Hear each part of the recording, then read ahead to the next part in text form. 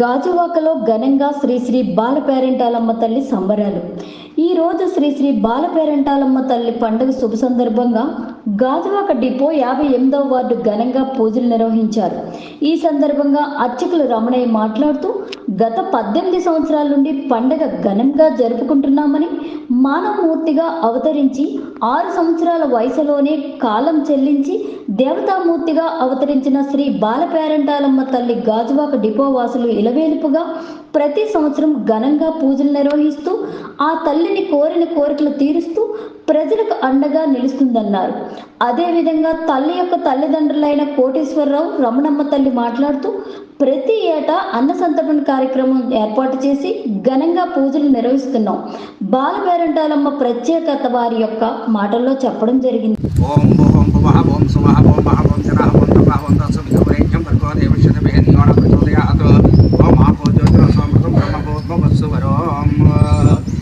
उपाध्याय गुरुतक्षे द्वारा श्री परमेश्वर प्रीत्यर्थं शुभे शोभने मुहूर्ते श्री महाविष्णोराज्ञाय प्रवर्तमानस्य अद्य वन्दे श्वेतवराहकल्पे वैवस्वतमन्वन्तरे कलिगे पूर्वपादे जम्बूद्वीपे भरतवर्षे भरतखण्डे मेरोर् दक्षिण दिग्भागे श्रीशैलेषु ईशान्य प्रदेशे आन्ध्रप्रदेशे आग्नेयकोणे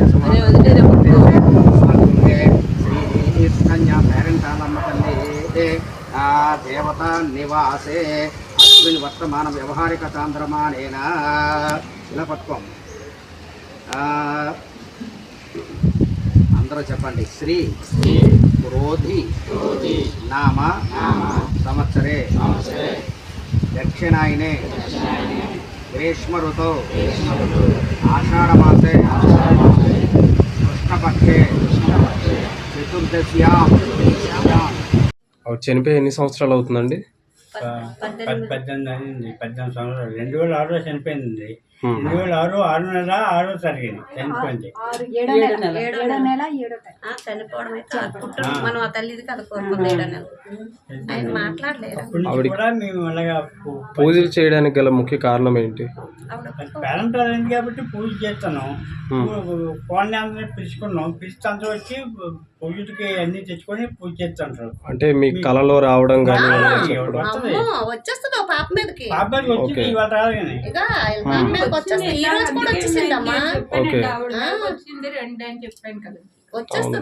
ఆవిడ. చెప్పినా జరిగి అందరికి ఆ పాపకి ఇప్పుడు ఫోటో చూపించాను కదండి. అలాగా పాప చెప్పినవే మేము చేసుకొచ్చాం ఇప్పుడు వరకు. మా సొంతంగా అయితే మేము ఏం చేయలేదు.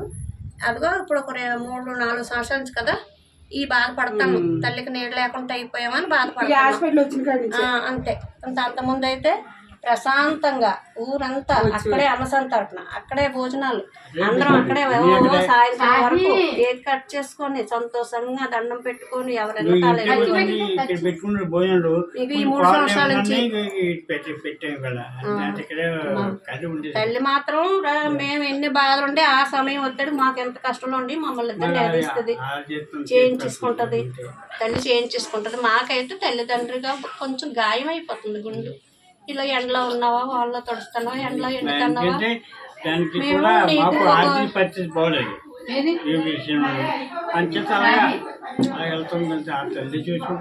మాకు తినడానికి ఉండడానికి ఏ లోటు లేదురా.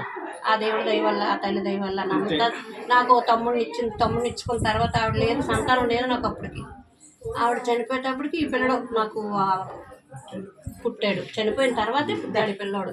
నాకు మెయిన్ అయితే నా మళ్ళీ ఇంటి పేరు ఇచ్చింది అమ్మ. నా ఊరోళ్ళు, నా కుటుంబం, నా కాలనీ వాళ్ళు అందరూ చెయ్యెత్తి మొక్కునేవాళ్ళే కానీ మొక్కునే వాళ్ళు అయితే మాత్రం లేరు. ఇది దేవుడి సాక్షిగా నేను ఆ లక్ష్మీనారాయణ సాక్షిగా చెప్తాను. అన్నమయ్య గారే ప్రతి సంవత్సరం పంతులు గారు ఆయన అబ్బాయి ఇంకా ఉన్నాడు. అప్పుడు ఆడికి 18. ఆవిడ కాడికి ఈ రోజు వెళ్ళి నేను మా పేరెంటాలు, మా కాలనీ వాళ్ళందరూ నాతో సహా వెళ్ళి పసుపు ఉపయోగించుకుంటున్నాను. చాలు ఒక్కరోజు, ఈ ఒక్కరోజు నేను కోరుకుంటున్నాను. నేను ఇంట్లోనైతే మాత్రం 50 రోజులు లేదు. ఎందుకమ్మా నాకు ఈ కలిసి పెట్టాను? నేను ఎన్ని స్థలాలు ఇచ్చాను, నువ్వెందుకు కూర్చున్నావు కాదు. నేను అడగండి ఆవిడ, నేను బయటకు కూడా ఇప్పుడు వెళ్ళట్లేదు. నాకు ఎందుకమ్మా శిక్షించావు? నువ్వు నిలబడతాను, నువ్వు చేస్తా. ఇక ఈ రోజంతా మళ్ళీ అంతా నిలబడిపోతాను. పెళ్ళైనలు కూడా వచ్చేస్తారు ఈ రోజు అయితే కూడా ఈ రోజు నేను వచ్చి పిల్లపైన పసుపు కుంకాలు ఇచ్చుకుంటారు. ఇచ్చుకుంటారు. ఊర్లింటి కూడా వచ్చి ఇచ్చుకుంటారు. సంతానం, ఇల్లులు, పెళ్ళిళ్ళు ఇవన్నీ మా కాలనీలో కానీ బయట వాళ్ళు కానీ ఎవరు కోరుకుంటే అలా జరుగుతుంది. వాళ్ళు వచ్చి చెప్తే నాకు ఇవన్నీ మొక్కుకున్న బిందెను అవన్నీ ఇచ్చుకుంటారు. మొక్కుకోవడం బింది, పళ్ళు, చాక్లెట్, గులాబీ అవే ఇస్తారు. వాళ్ళు ఏమి మొక్కుకుంటే ఈ సంవత్సరం ఈ పాపాల బాబుకి జాబ్ వచ్చింది. నేడు వచ్చి దండం పెట్టుకున్నారు. ఆ పిల్లాడు నాకు జాబ్ వస్తే ఈ సంవత్సరం పుట్టినరోజు చేస్తాను అనుకున్నాడని. ఆ పిల్లాడు వెళ్ళిపోయాడు. ఈ సంవత్సరం వాళ్ళ అమ్మ నాన్న నిలబడి పుట్టినరోజు అదే వాళ్ళ సంతానం మీద వాళ్ళు పెట్టుకుంటున్నారు. అన్నదాతలు అయితే ఈ సంవత్సరం వాళ్ళే ప్రతి సంవత్సరం ఎవరు ఇస్తే వాళ్ళే. ఇంకా మేము ఇంకొకరు అలాగే ఎవరు మొక్కుకున్నా ఈవేళ రేసి ముట్టని అలాగనే మొక్కుకున్న వాళ్ళు అంటే కోరిన కోరికలన్నీ తీరుతున్నాయండి. కంపల్సరీ అంతే మాత్రం నేను తల్లినైనా సరే నేను అనకూడదు. అంది మాత్రం వాళ్ళే సాక్షి. వాళ్ళు రాకపోతే నేను చెప్పను. ప్రతి సంవత్సరం నేను పిలిచిన పిల్లపని నాకు ఎలా తెలుస్తుందమ్మా అలా ఆ బింది పళ్ళెం పట్టుకొని వస్తారు. మొక్కులు తీరినాము ఆ పళ్ళెం తెచ్చి ఇదో మాకు ఈ మొక్కు తీసింది అన్నం అంటారు. అది అందరూ మొక్కుకొని ఇస్తారు. ఎవరి కోరిక వాళ్ళకే తీరుతుందని చెప్తారు. వామహే కవిం కవీనాం ఉపమస్రవస్తమం జ్యేష్ఠరాజ్యం బ్రహ్మణాం బ్రహ్మణస్పతః ఆనశృణ్వానుద్విషేదసాదనం ప్రణో దేవీ సరస్వతి వాజేభిర్వాజనీవతే శ్రీనామవిత్ప్రభతో శ్రీగణేశాయ నమః శ్రీ సరస్వత్యై నమః శ్రీ గురుభ్యో నమః. హరి ఓం. ఆపదామపహర్తారం దాతారం సర్వసంపదాం లోకాభిరమం శ్రీరామం భూయో భూయో నమామ్యహం. సర్వమంగళమాంగళ్యే శివే సర్వార్థసాధికే శరణ్యే త్ర్యంబకే దేవీ శ్రీ సుకన్య పేరెంటాలమ్మ తల్లి నమోస్తుతే.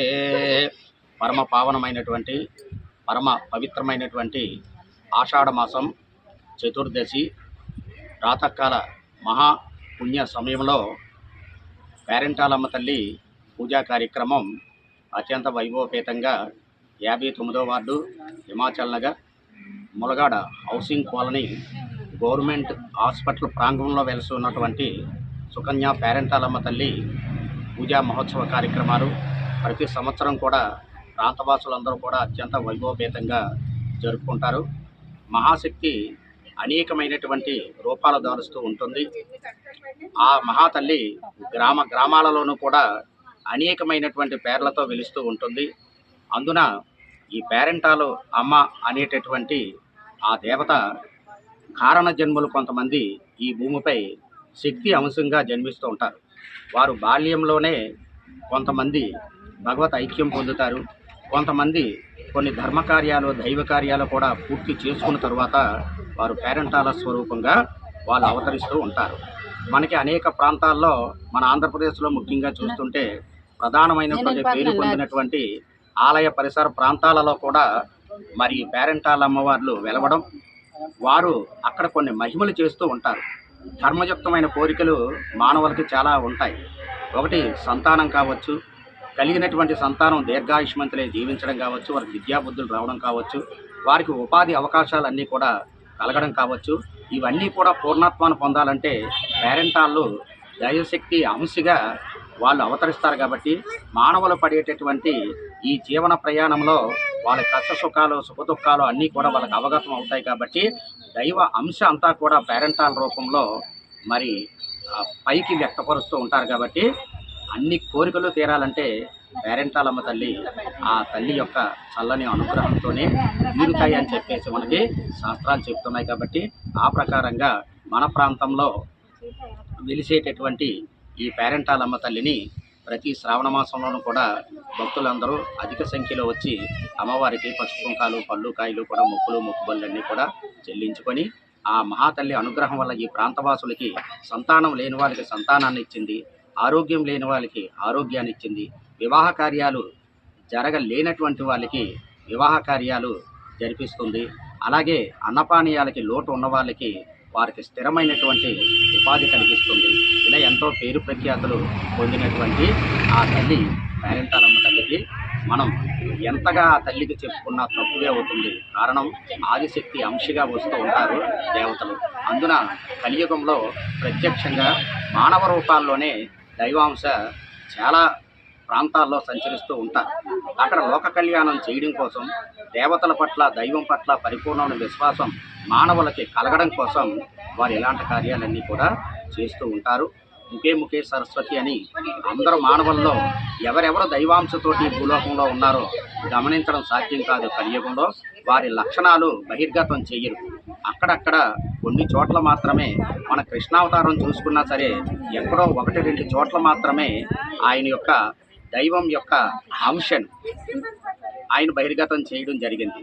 రామావతారం మొత్తం మీద ఆయన ఎక్కడ మానవుడిగానే ఆ యొక్క జీవన పైన అంతా సాగిందే తప్ప దైవం అనేటటువంటిది ఎక్కడా కూడా సుస్పష్టంగా ఆయన తెలియపరిచింది లేదు.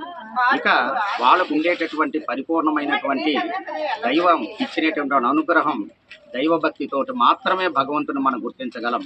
నిష్కల్మషమైనటువంటి హృదయంతో, పరిపూర్ణమైనటువంటి సహృదయంతో, మంచి మనసుతో ఎవరైతే దైవమే ఈ చరాచర సృష్టినంతటినీ సృష్టిస్తుంది, పరిపాలిస్తుంది, తిరిగి మరలా తనలోకి ఐక్యం చేసుకుంటుంది అన్నటువంటి బ్రహ్మజ్ఞానాన్ని ఎవరైతే పొందుతారో, ఆత్మజ్ఞానాన్ని ఎవరైతే పొందుతారో అట్టి వారికి మాత్రమే దైవలీలలు ప్రత్యక్షంగా కనబడుతూ కూడా ఉంటాయి. అలాంటి వాళ్ళు మాత్రమే నిస్వార్థంగా ఏమీ ఆశించకుండా లోక కళ్యాణార్థం, లోకహితం కోసం అనేకమైనటువంటి శుభకార్యాలు, సత్కార్యాలు, మానవ కార్యాలు జరగడానికి, విపత్తులేవి కూడా సంభవించకుండా వాళ్ళు సహకరించడం, ఇలాంటివన్నీ దేవతలు చేస్తూ ఉంటారు. ఈ పేరెంటాలమ్మ తల్లి యొక్క మహిమ అంత వైభవంగా ఉంటుంది కాబట్టి ఆ తల్లి మనందరికీ, మన ప్రాంతవాసులందరికీ కూడా, అలాగే మన జిల్లా వాసులకేటి, రాష్ట్రవాసులకేటి, దేశవాసులకేటి అందరికీ కూడా చక్కని సద్బుద్ధిని, సద్భక్తిని ప్రసాదించి అందరికీ చేయూతనిచ్చి సన్మార్గంలో నడిపించాలని పేరెంటాలమ్మ తల్లి శ్రీపాద పద్మాలకి నమస్కరించుకుంటున్నాం. జై శ్రీమన్నారాయణ, జై శ్రీమన్నారాయణ. నేటికి 18 సంవత్సరాల నుంచి కూడా ఈ ప్రాంతవాసులందరినీ ఈ తల్లి రక్షిస్తూ ఉంటుంది. 18 సంవత్సరాల నుంచి కూడా ఆ అమ్మ ఇచ్చిన అనుగ్రహంతో నేనే స్వయంగా అక్కడ పూజలు చేయడం నా చేత జరిపించుకుంటుంది అమ్మ. కాబట్టి కొలిచిన వారి పాలిట పొంగు బంగారం ఆ సుకన్య పేరెంటాలమ్మ తల్లి, తల్లి శ్రీపాద పద్మాలకి మేమందరము శరణ వేడుకుంటున్నాం. జై శ్రీమన్నారాయణ, జై శ్రీమన్నారాయణ.